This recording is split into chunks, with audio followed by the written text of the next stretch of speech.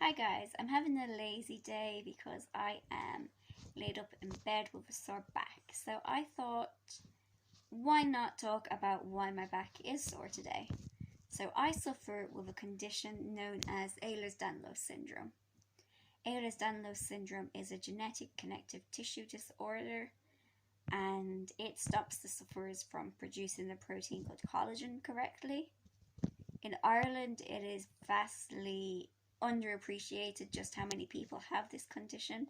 It is considered rare, but in reality, it's just mostly misdiagnosed for issues like fibromyalgia and other similar things, or else people will just say, oh, she's got back pain and she's also got arthritis. And they just won't join the dots and say, oh, wait a minute, could all these things be linked? So, for a lot of us, it just kind of goes under the radar. I personally was only pointed in the right direction after I fell down my dad's stairs in England and dislocated a rib. So I had been suffering with this all my life, and I just went to England to visit. Fell down the stairs. I was in a lot of pain, so my dad took me to a chiropractor. And I remember the chiropractor said to me, "Are you double jointed?" No, and he tested my reflexes. He was like, all right, can you do this for me? He's like, yeah, you are. I was like, oh, I didn't realize.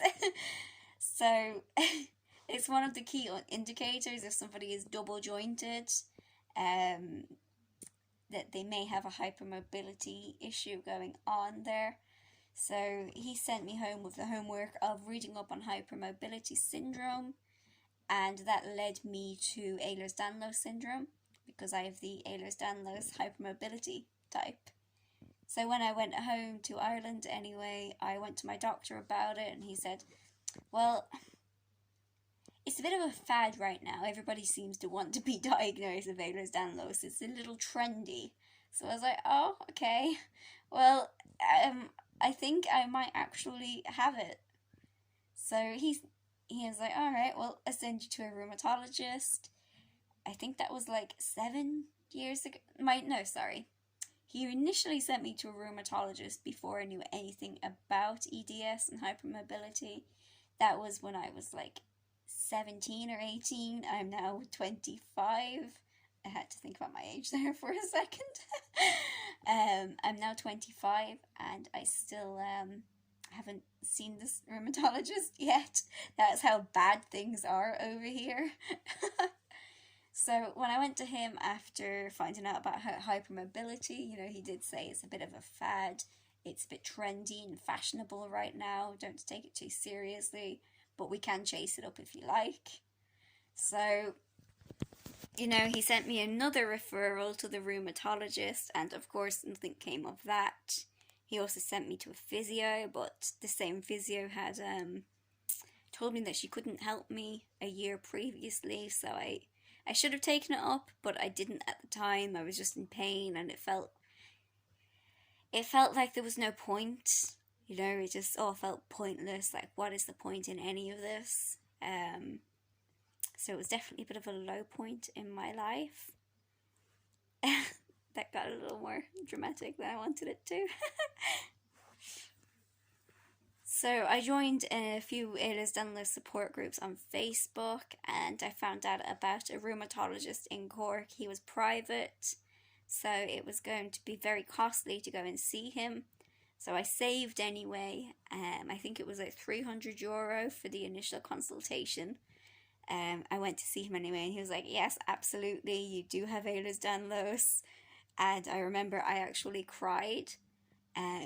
Not because I was sad or anything like that. It was just the relief, which is weird because I've just been told I have a debilitating lifelong condition that's going to get worse. But it was the relief of having a name for it and it being recognized. At this point, I wasn't riding. We had sold Danny because I wasn't really able to ride often enough because of my back and things like that. So he recommended I get back in the saddle, which I had planned to anyway. I told him, look, we've sold my horse. I really want to buy him back again. is this a thing that you would recommend? He said, yes, absolutely. He told me to start drinking sparkling water, which I absolutely hated. Apparently, that really helps with the dizzy spells, something to do with the salt in it, or something like that. I can't quite remember. And it actually really did help.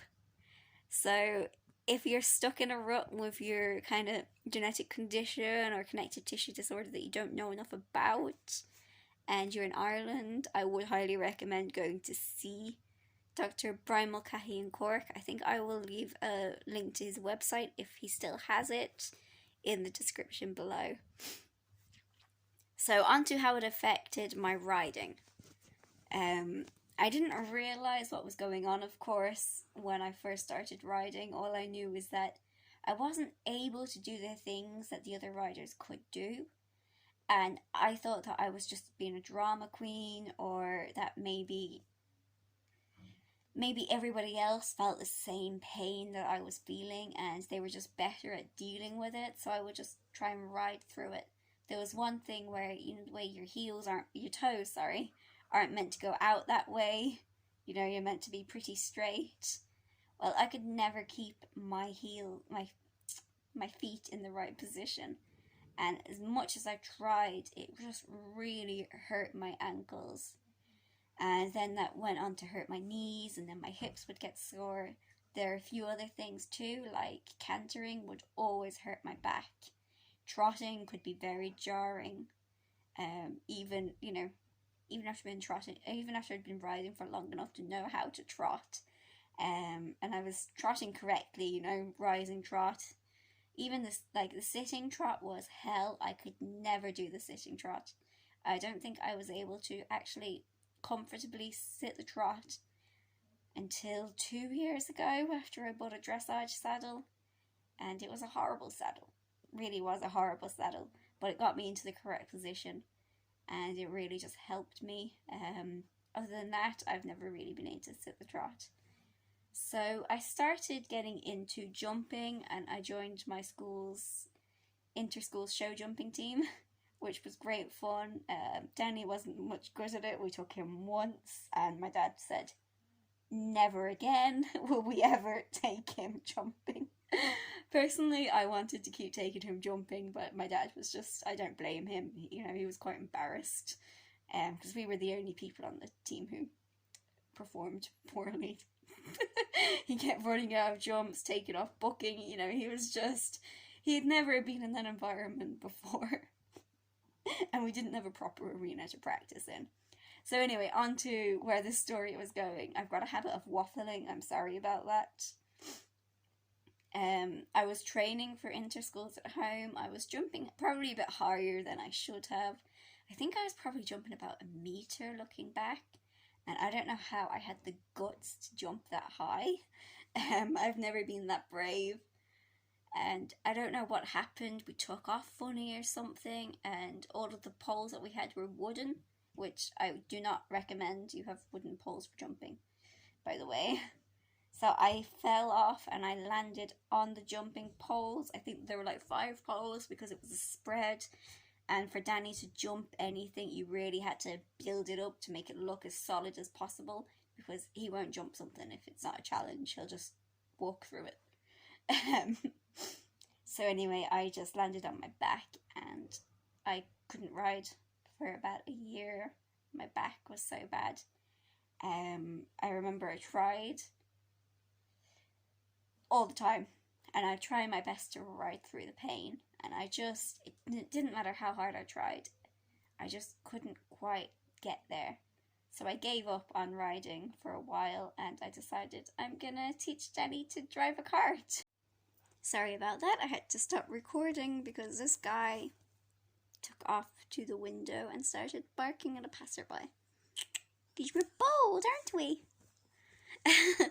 So yeah, I got a bag of leathers and I made a makeshift harness and started doing all the kind of groundwork and preparation.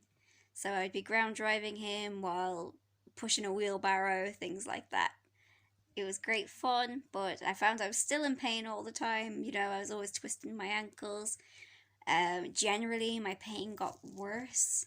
I couldn't sit through a class in school for longer than 10 minutes without having to get up and move around. Most of the teachers, of course, were not happy about that, so I just kind of had to sit through their classes. It was my leaving cert, so an exam year, for those of you who aren't in Ireland. And it was your important exams, the ones that decided whether or not you got into university. And I was aiming to do equine science, so I had to really get my act together. I had one teacher who allowed me to get up and walk around during his class, and he was a hero for that. His class was usually in the middle of the day, so it was perfect because it'd give you a break to stretch out before having to go and do more classes, and his classes were usually 40 minutes, so it was pretty handy. So then, for my birthday, I bought a harness and a cart. I had really saved up all summer any little bit of money I got to go to the shop, to buy any sweets or anything, or anytime Mom told me I could go to the shop and keep the change. All of that went straight into savings. So I bought a road cart. It was the cheapest thing I could get. For I think it was about 300 or 400 euro, which was a lot of money for a teenager without a job. Hey, Pooch. And I bought a second-hand harness off one of my dad's friends, so that was a big help. Got him onto the road, and my ribs started dislocating. The cart was just too bouncy, so every time I went over a bump or anything, my ribs popped out. So I had to get rid of that, which was such a shame after spending a whole summer training for it. I'm sure that if I'd bought a trap or something like that, I would have been fine, but what 17-year-old has that kind of money? I certainly didn't. Bear, hello, hello. You're so good. You're so good. When you want to be.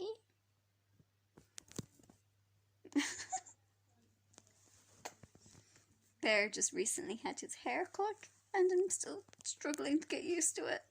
He was such a floof, but now he's just not a floof. But it was for his own good.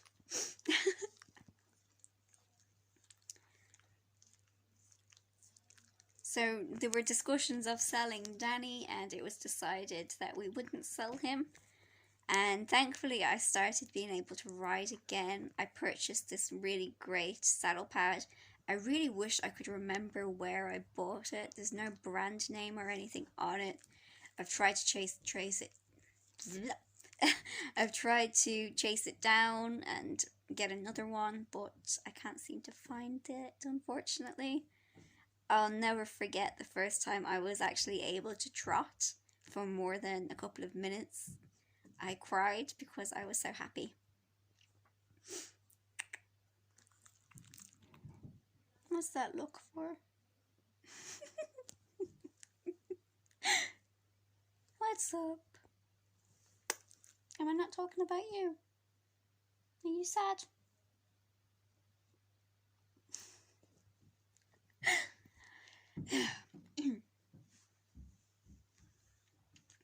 And then unfortunately we did end up having to sell Danny for unrelated reasons.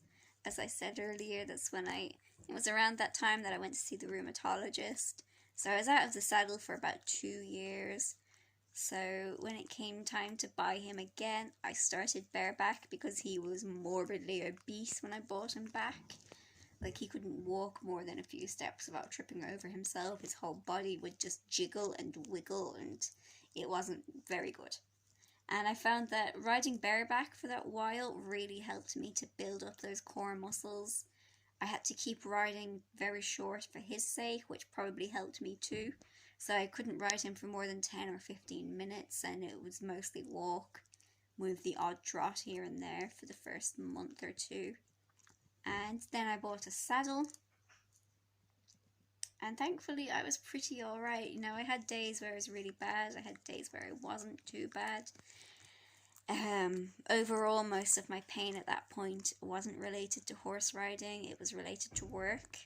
Because, I had such a long journey in and out of work.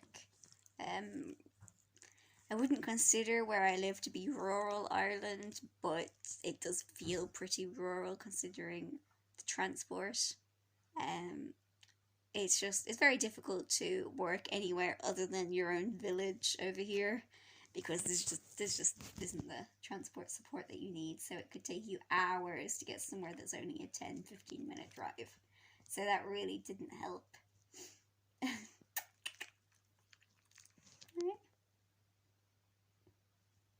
I picked up a few tips and tricks though. So I got my first corset. I absolutely love them now. Don't, Bear. Don't bark.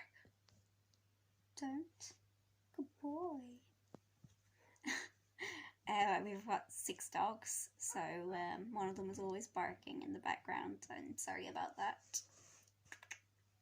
So yeah, I absolutely adore corsets now. I try not to wear them too often, because they will stop you from building up the muscles that you need.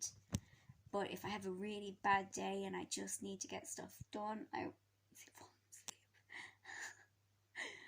I will wear a corset just to give me that extra bit of support that I need. It's important that you buy one that's a high enough quality, because he's so cute. Oh, I need to swap hands. Yes, it's important to buy one that's high enough quality, because a cheap corset will hurt, and it will be either too flexible or too rigid. You won't have the same amount of movement that you need. So it's very important that you measure yourself to make sure you get the right size. That's where a lot of the complaints about corsets come from. People who buy cheap or cheaply made corsets and in the wrong size. If you want to find out more about corsetry, I will add a few links into the description. Don't do it, Bear. Don't do it. Come here. Good boy. I'll add a few links into the description. There are a few YouTubers who I really enjoy watching, and I think they all actually make clothes and corsets and things like that. So they give a lot of actually really great advice and information that isn't kind of anti-corset or pro-corset. They give you the pros and the cons. So they are really great. Don't do it. Bear. Come here. Good boy. Good boy. Noise. Something else that was helpful was I decided to go out on a limb. It was a lot of money for me. I was working in childcare on minimum wage, having to travel a few hours in and out of work. So, I spent a lot of money on travel as well. So I bought the Cavallo Gel Out Seat Saver, and oh my god, the difference it has made is incredible. So when I first put it on, I couldn't believe it. It's so thin, really, it is quite thin, and it just made such a huge difference. I also learned the importance of having a saddle that doesn't just fit the horse, but also fits the rider. So I bought my first saddle that I got with myself in mind. Obviously it fits Danny as well. And I think my seat size is like a 16-inch or 16.5. I am 4'9", so I'm actually smaller than Danny DeVito, which I just can't get over. It's crazy. So I always had a hard time finding a saddle that would fit both Danny and I, for that reason, because it's hard to find saddles for such a small adult rider. And a 14 too, it's not easy. But I got this saddle, and the difference it has made is just night and day. So overall, I don't get pain from riding quite so much. It gets my legs in the correct position for what I'm doing. I only really get a lot of pain if I'm doing a lot of canter work, especially if I'm trying to sit into the canter, which over the years of riding I have always avoided sitting into the canter, because Number one, Danny is a booker. So when he's excited, he will start booking. And it's definitely excitement related because after a few weeks of doing the same thing day in, day out, he's like, okay, I'm bored of this now. I'm not going to take off booking. And two is, oh, my finger. Two is the back pain. So it's very easy to, lose your balance, especially on a horse that books. So I found that if I came down into the saddle even slightly too hard, it would hurt me too much. So over the years, I've really trained myself to just always be up out of the saddle cantering. And it's a habit I'm trying to break now because I really want to work on my posture in the saddle and overall position. So because I'm working on that, that's quite sore. But the saddle does make a difference. I have no doubt that if I was riding in a different saddle, I would be a lot worse today. So yesterday we did a lot of canter work. Danny was so fresh. He was really super excited and he just wanted to go. Like, I couldn't keep him in a walk. So we have a short gallops. I think it's a quarter of a mile. So we cantered up and down that maybe 5 or 6 times. He even threw in a bit of a gallop. Like, on the way back down one of the times, I had him walking and he was so on his toes, I let him trot. And then there was no holding him back. He was just gone. So I just said, you know what? I'll enjoy this while I can. I probably should have thought, should I enjoy it this much or should I take a break and be careful of my back? And I wasn't careful of my back. So today I can barely stand up straight and even breathing is kind of tricky. So I'm here with my hot water bottle in bed. It's times like this where I'm really glad to have my horses outside because I don't have to go up and muck out the stables and things, which is a huge bonus. I can just go up and give them their hay, say hello, check their water and go home. It's also one of the benefits of being on a livery yard. There's always someone around to check on them, make sure they're all okay. Hey? Yeah.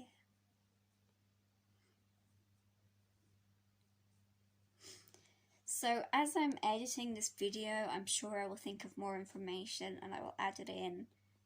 Obviously, I'm not feeling the best today, so it can be hard for me to think about everything right now. That's another part of EDS, is you get a little bit of like brain fog, and you also get fatigue, which, I do suffer with a bit of brain fog sometimes and fatigue. You also get dizzy spells, which I do get, not so much anymore, but I used to get them all the time. So I've actually increased my salt intake and that has really helped with that. So that's what the rheumatologist recommended. So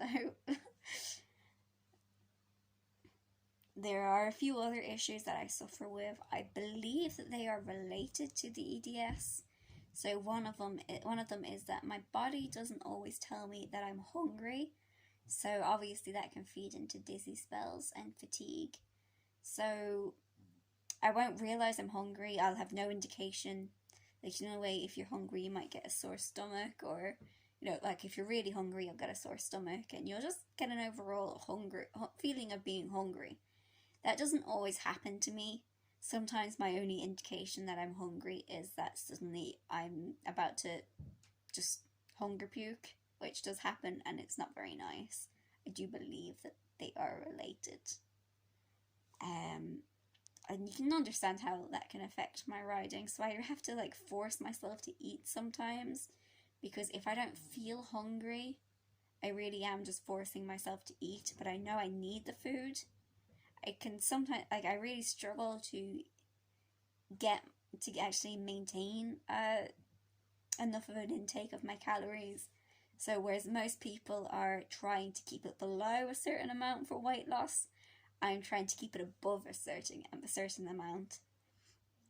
So up until last year, I used to undereat by 500 to 1,000 calories a day, which is quite a lot when my recommended caloric intake is 1,200 calories.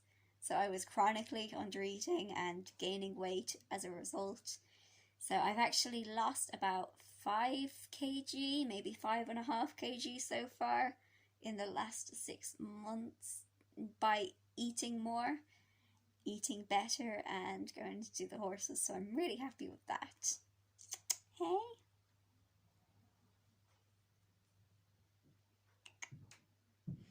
And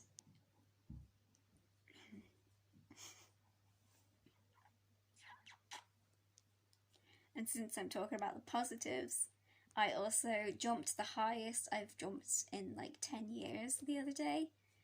The first time we soared over it. Now the girl who was recording me accidentally had it set to camera and accidentally just took like one photo of us cantering towards the jump. So I was like, oh, you know, I probably shouldn't do it again. I know now that if I do it again, I'm going to fall. Ah, screw it. I'll do it again. Make sure you record this time. And of course, I came off. But I came off and I was smiling all day because I managed to jump the highest I've jumped since I was like 16. So that was a pretty feel-good moment. I'll have to add a picture of it is the jump where we fell, but I managed to get a screenshot of us actually going over it first, so I might have to add that in. Anyway, I'm going to leave my rambling about EDS here. I'm sorry if anybody got bored or lost interest. I think I probably would have gotten bored and lost interest by now. Anyway, there. You say bye. Anyway, thank you to anyone who has stuck it out and watched this long video. I really appreciate it.